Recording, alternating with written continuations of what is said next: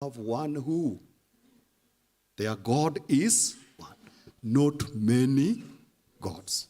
Are we together?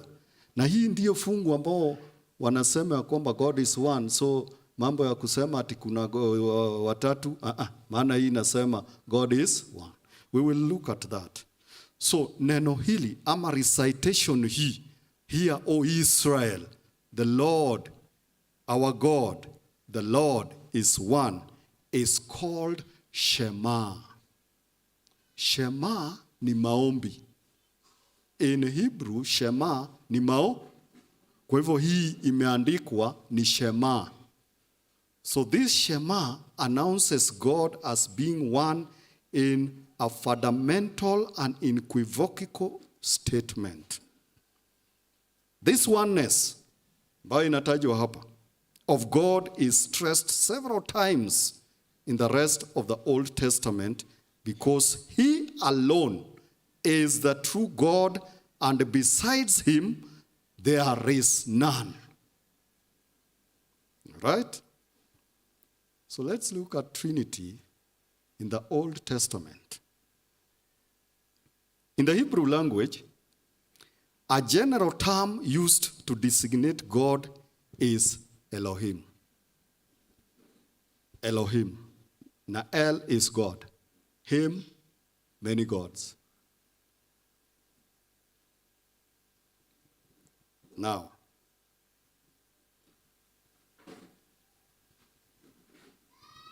the word Elohim, hiyo ambao umeandika, is unique in its flexibility. It is flexible, Elohim. It can be used both in the singular and the plural. Now let's go to the Genesis chapter 1. Chapter 1, verse 26. Sema nini?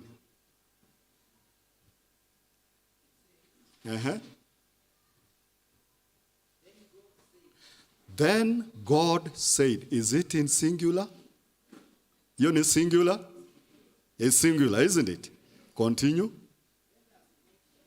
Let us make man in our image. Do you see the interplay of Elohim in flexibility? It can be singular and it can be plural. Hiyo ndio example moja ambao unasikia this statement inasema. So anaposema then God said, Mungu akasema, is in singular. Let us is in, ni kina nani hao ambao wanasema tufanye pamoja nao? Who are these? Are they angels? Ni nani hao? So hiyo fungu si inakuletea Trinity in the first place. Now just sit. You are okay. You are okay. A good example, another good example is in the book of Ruth, chapter 1, verse 15 and 16. Another example, Ruth chapter 1, verse 15 and 16. Ruth, book of Ruth, chapter 1, verse 15 and 16. Somaji?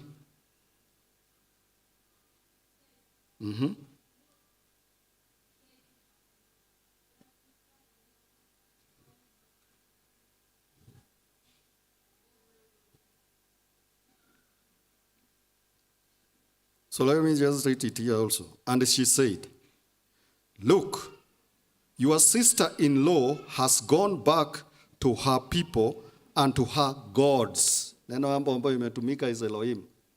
Gods. Return after your sister-in-law. And then, verse 16, nasema, but Ruth said, entreat me not to leave you or to turn back from following after you. For wherever you go, I will go. And wherever you lodge, I will lodge. Your people shall be my people, and your God my. Now, hapo imetumika singular ama plural? Elohim, eh? So unaona pale gods tumia Elohim. Pia hapo Elohim. This word is flexible. It's flexible. It's flexible. Now, what is highly significant is that the name Elohim is used with a verb in the singular, which can be grammatical contradiction. For example, in the beginning, God created, that is singular, the heavens and the earth, is plural, Elohim. God usually speaks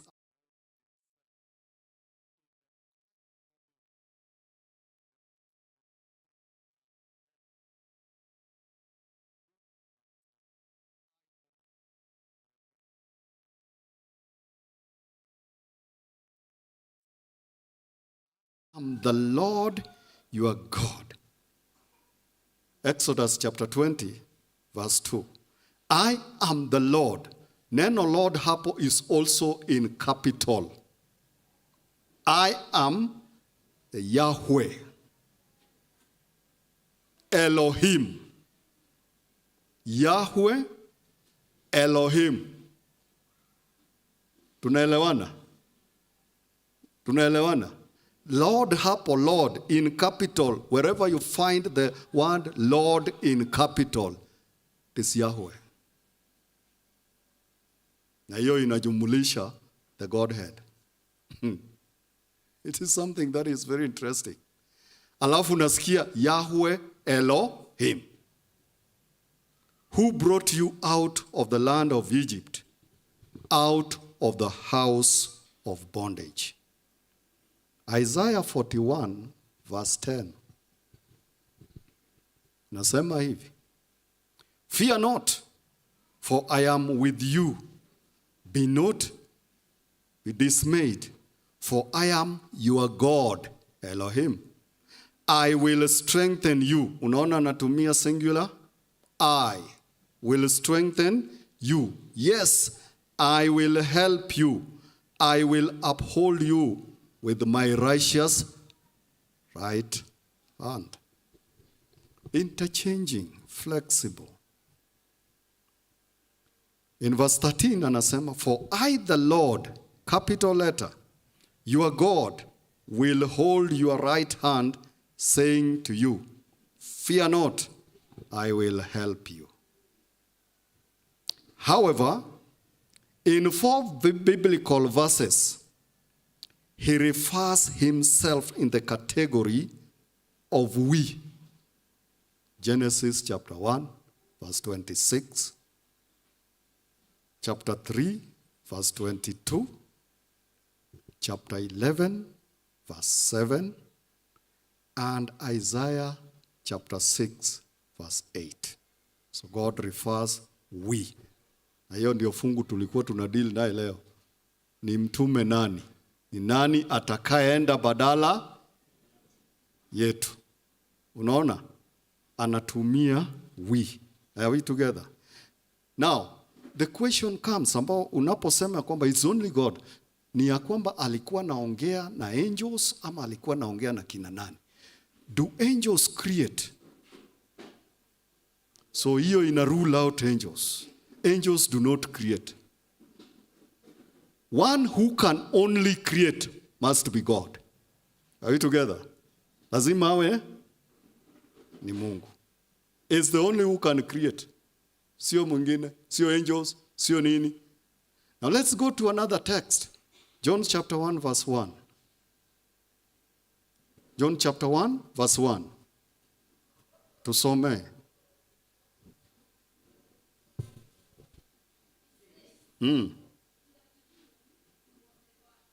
In the beginning was the Word, and the Word was with God. And the Word was, so in the beginning, which beginning is this?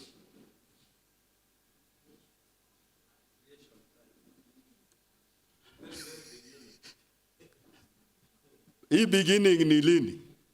This side. The start of creation. Sio mwanzo wa Mungu. Eh?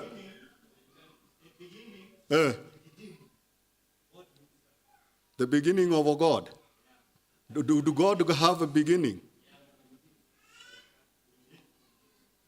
Ana mwanzo wala mwisho.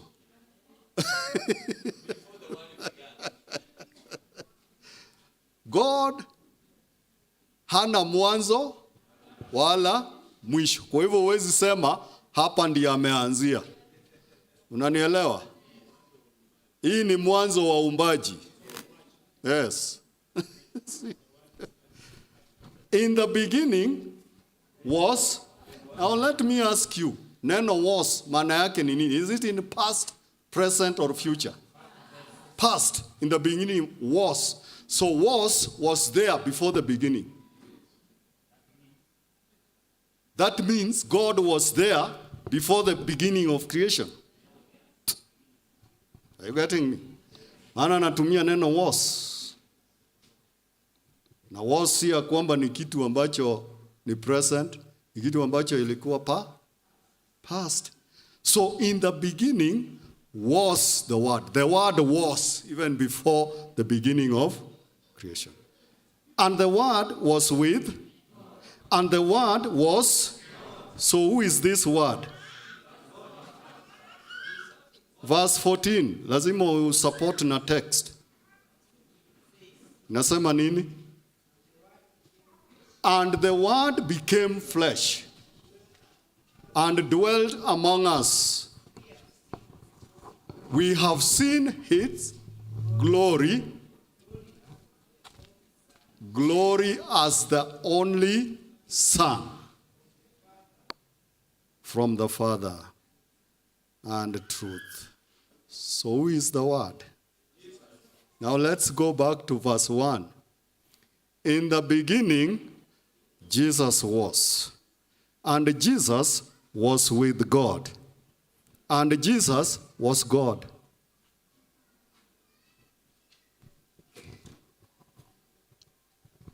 Hapo bado una shida.